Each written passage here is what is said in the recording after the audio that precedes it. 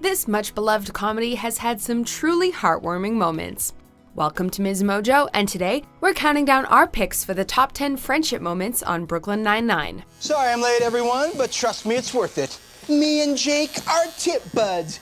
What? No! Before we begin, we publish new content every day, so be sure to subscribe to our channel and ring the bell to get notified about our latest videos. For this list, we're taking a look back at some of the times the Nine-Niners made you believe in friendship. There are a few spoilers ahead, so consider yourself warned. We're not that kind of friends. Not what kind of friends? Friends. Number 10. Hitchcock and Scully. What happened to our bro code? They may be two of the worst detectives on the force, and pretty off-putting dudes in general, but there's no doubt that they're thicker than a meatball sub. They're such good buds, we couldn't pick just one moment. While Peralta and Boyle usually steal the show in terms of friendship, no one might actually be closer than Hitchcock and Scully, who have not only spent more time working together than anyone else, but are so comfortable with one another that even their more disgusting habits, or bodily functions, don't make us turn the other way. If the test of friendship is how yourself you can be around another person, these guys ace it. Oh, I feel so stupid. Oh, it's okay. They tricked you somehow. I still love you, buddy. Number 9. Jake's present to Nikolaj. This is getting dangerous. Well, Danger is my maiden name. Middle name. So you better keep looking, because I'm not gonna let my kid down. Not tonight. Charles Boyle is a thoughtful guy and wants everyone around him to be happy, doubly so when it comes to his family. So for Christmas, he wants to get his adopted son Nikolaj a special Captain Latvia action figure. But as he and Jake try to track down the toy, they accidentally uncover a criminal gun ring. Well, looks like we're gonna take down the Latvian mob. Hell yeah, we are. Oh! Is it bleeding? Charles is bleeding? I'm in a Band-Aid. Boyle tries his best, but after insulting Jake and being unable to get the toy, he goes home to spend Christmas Eve with his son. Later, Jake arrives at his apartment with a wrapped present. Not Captain Latvia, but a police action figure. Regardless, Nikolaj loves it. Friends have to have each other's backs. It's a policeman, just like you, Papa. This is the coolest present ever. I'm Detective Papa, and I'm going to go to the farmer's market. I hope they have AIDS Gouda. Number 8. Getting Amy to her sergeant test. But you gotta calm the F train down. You're gonna ace this test. You think that because you love me, and love has made you dumb. I disagree. If anything, love has made me smarter. Remember last week when I boiled that egg? That was big. I was really proud of you. Amy is a perfectionist, the sort of person who loves to study and then get the job done perfectly. But when studying for her sergeant's exam, the pressure gets to her and she panics. Jake tries to help her study by giving her a practice test, but she runs away when no one's watching. 1, we're out of chips. How? You skimped us. And 2, Amy left and asked me to give you this note. What'd she say? She'd go out to get us more chips? No, the practice test freaked her out. She's not taking the sergeant's exam. Damn it! Jake and Rosa use what they know about her to track her down. When Jake finds her, he realizes she's worried she'll pass the test and things will change between them. Jake then proves he's the best friend/boyfriend in the world by encouraging her to follow her dream and not let herself be afraid of success. Ames, I've always known you were going to be my boss. I mean, this is your dream from before we were dating. And yeah, things might change a little, but for the better, right? You can finally get premium cable, check out all those shows on Epix. Number 7. Rosa takes Amy wedding dress shopping. Being a female sergeant is difficult. I have to work twice as hard to gain my officer's respect, and looking at girly dresses isn't going to help. Now that she's a sergeant, Amy doesn't want to overthink her wedding. She's worried that if she indulges in girly things like dress shopping, she won't be taken seriously as a superior officer. Rosa, not exactly the dress shopping type, puts what Amy wants first and steps up to the plate like a true friend, telling her she deserves nice things. But if you want a beautiful wedding dress, you deserve to find one. Look, there are no cops around, nobody's gonna see you. Why don't we just take our break now? Try one on, okay? She takes her out shopping so that Amy can have the experience she so obviously wants. It's little moments like these that remind the audience that no one character should be boiled down to just 1 or 2 traits. Also, it leads to Amy taking down a bad guy whilst in a wedding dress. Noise. Stay down! Damn, Sarge. Maybe I do like the sash. Number 6. Terry versus the Fairy Princess Castle. Don't make me hit you again. I'm building this dollhouse for my girls. It's their birthday tomorrow. I told my wife I'd get it done. Terry, the gentle giant of the show, loves his girls more than anything else, even more than yogurt. So for their birthday, he wants to assemble for them a fairy princess castle. Boyle offers to help, as he had the same model as a boy. Terry insists he can do it on his own, even if it drives him a little nuts. Despite many setbacks, Boyle finally lends a hand, adding some new additions to the design. Terry's thankful for the help, and Boyle reminds him he's a good dad and not to be so hard on himself. You know, some jobs take brains, some jobs take muscles, some jobs take dainty little fingers. Did I ever tell you I had to wear a woman's wedding ring? Thank you, Boyle. I appreciate it. You're a good dad. Don't put so much pressure on yourself. Number 5.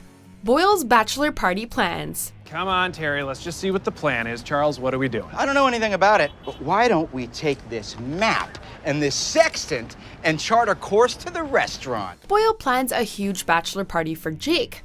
Unfortunately, Jake thinks it'll be lame. When Boyle is kidnapped, part 1 of a multi-staged scavenger hunt, Jake decides to skip the hunt and get steaks with Holt and Terry instead. However, when they meet up with Boyle at the end of the night, they find out how much work Boyle put into what would have been a special day. Hey man, look, I just wanted to say I'm sorry. No, I'm the one who should apologize. I overdid it tonight. I wanted everything to be perfect because it's our last big night before you get married. I guess I was a little worried things were gonna change between us. Oh, Charles. He feels terrible and tells him he's sorry, but also that he wanted to spend his bachelor party with him, not looking for him. He and Boyle remain friends, even if he's made an enemy for life in Reginald Vell Johnson. I can't believe you pissed off Reginald Vell Johnson just to find me. Oh, please, he'll get over it. No, I won't. You made an enemy for life. And I'm telling Bruce Willis you suck. Number 4. Gina's motivational speech. Hello, Raymond. You're looking old and sickly. So nice of you to greet us, Madeline. I thought surely you'd still be crushed under that house in Munchkinland. The feud between Captain Holt and Deputy Commissioner Madeline Wunsch seemingly came to a head when she made Holt the head of the NYPD's Public Relations Department. As part of his new duties, he must give a presentation to a bunch of second graders dressed as mascot Polly the Pigeon.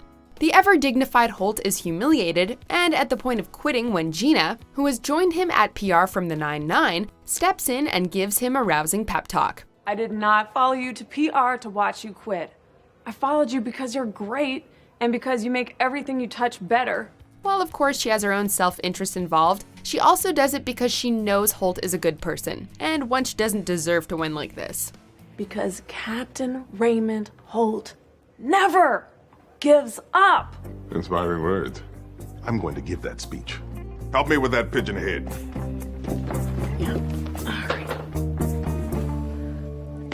Let's blow some tiny minds. Number 3. Dog funeral. I'm sad. Jason died this morning. Sorry, it's terrible. Is he a friend of yours? He was my dog. Oh, okay, so no big deal then. When Charles's dog dies, the team initially isn't very sympathetic. It's just a dog, right? However, it's not long before they, well, Rosa in particular, begin to realize just how important Charles's dog Jason was to him.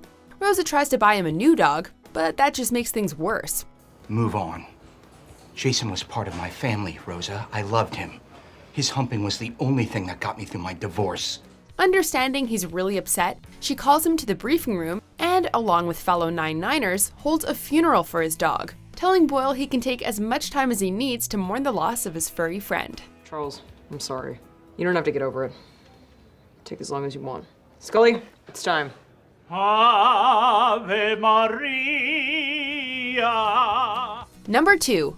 Road trip. Oh my God! What is it? Nakatomi Plaza.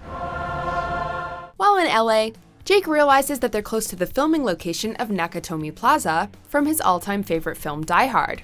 They get in the building and get locked inside. Holt needs to get home for a commissioner interview, but seeing as they're going to miss the flight, the team has to figure out how to get him back to New York by whatever means necessary. What follows is a hectic road trip home, with the characters all pulling together to solve the problem. The first thing that you taught me when you came to the 9-9 is that we're a team.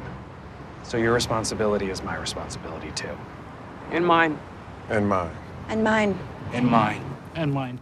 On the road, they not only discover new things about each other, but learn to value the traits that make them who they are. I'm bi. Oh, that's great.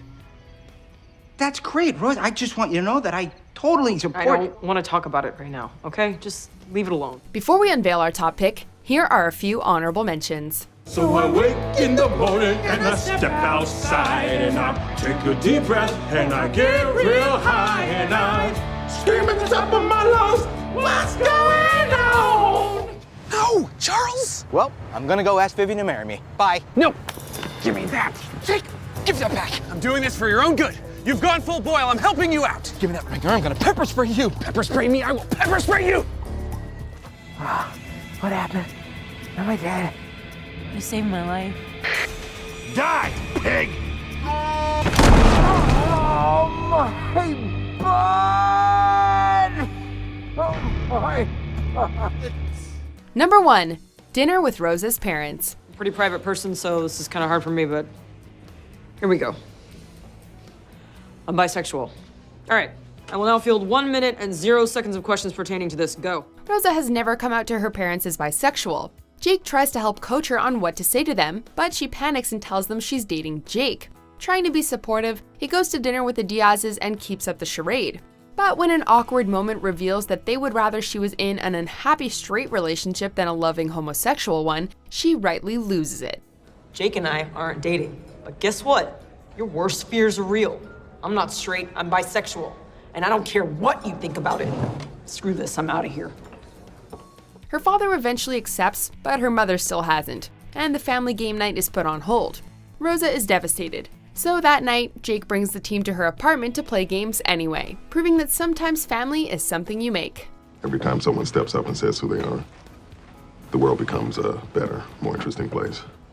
So, thank you. Do you agree with our picks? Check out these other great clips from MsMojo, and be sure to subscribe and ring the bell to be notified about our latest videos.